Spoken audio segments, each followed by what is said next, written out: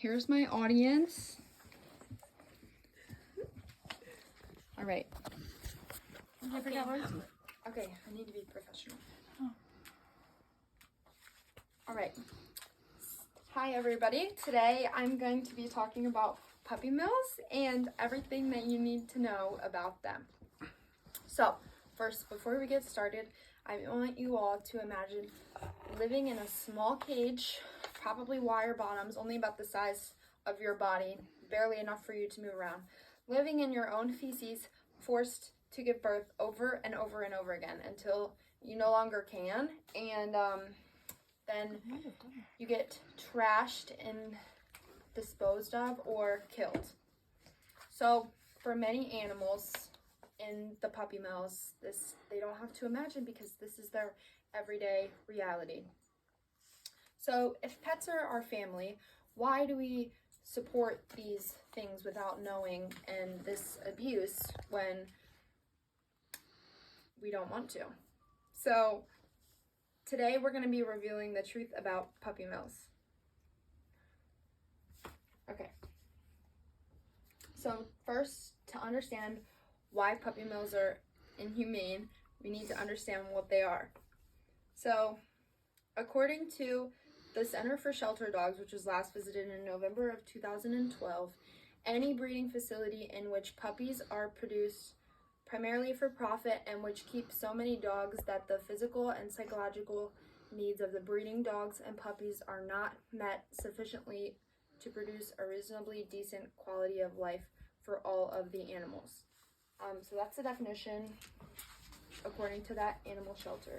So basically, as you can see from my beautiful diagram, they value money over the life of the animals and the quality of their lives. And we can see that a lot in different things like fast food and fast fashion and different things where they're produced for profit. And so they are produced as quickly and as cheaply as possible.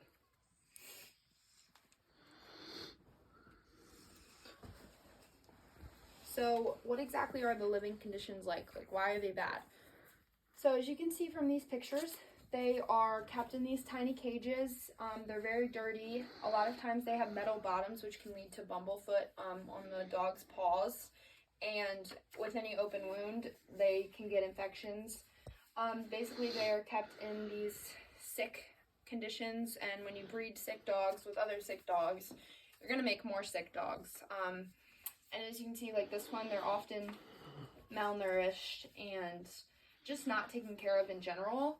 So a lot of times these puppies are sent out and bought with these illnesses that the owner didn't know they were buying when they had them, and a lot of times they lose their new puppy. And this also leads to behavioral problems because of the abuse and the bad genetics that they have. They often end up having behavioral issues. And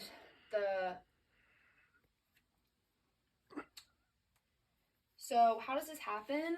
There are 10,000 puppy mills in business in the United States right now, and Pennsylvania is one of the worst places. The Humane Society has a list called the Horrible 100, and Pennsylvania is ranks pretty high up on there for having a lot of puppy mills that are in business. So one of the ways that they abuse the animals is debarking, which is where they stick a metal rod down the animal's throat, and which severs their vocal cords and they can't bark. So that's how they get away with a lot of things, because there's the less attention they can draw onto them, the more dogs they can produce without having people calling in complaints and concerns. And so that leads into my next point on how these dogs are sold and how so many are suffering without more people knowing about it. So you would think that it would be illegal if this is such a bad thing, like how is it happening legally? And it's really not legal, but the guidelines are they're not strong, and they're really not enforced when they are.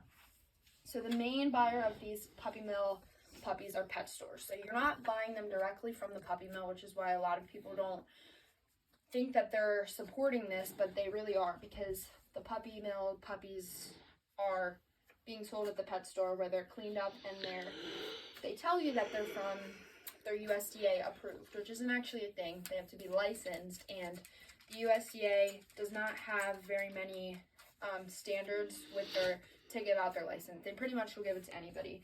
And you can see here one of the standards of the USDA this is the required size for their cage that they have to live in. They don't ever have to go out of the cage. They can stay in there their whole life.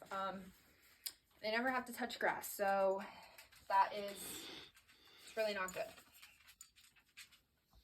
So if these are so bad, what are some alternatives that you can do?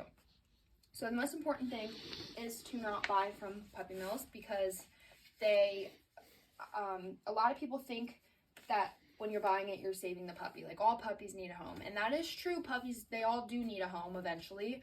But by paying the pet store who's paying the puppy mill, it just keeps the cycle going, and more are going to be produced. So if you're looking for a specific breed, there are ethical breeders that you can get it from. There are